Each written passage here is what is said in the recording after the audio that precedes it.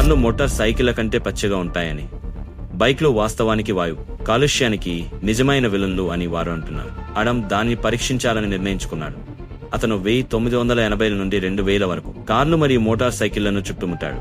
ఖచ్చితమైన ఉద్గార రీడింగ్లను పొందడానికి వారు ప్రతి వాహనం యొక్క ఎగ్జాస్ట్ పైపు మరియు ఇంజిన్ పై సెన్సార్లను అమర్చారు.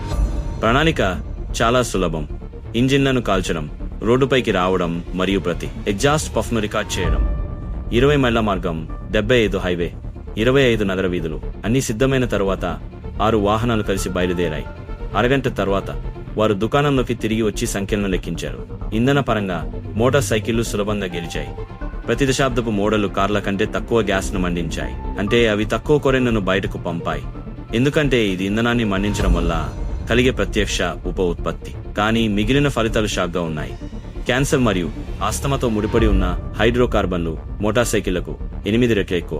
అమ్ల వశానికి కారణమైన నైట్రోజన్ ఆక్సైడ్లు 32 రెట్లు ఎక్కువగా ఉన్నాయి. కార్బన్ మోనాక్సైడ్ ఉద్గారాలు కార్ల కంటే 80 రెట్లు ఎక్కువగా ఉన్నాయి.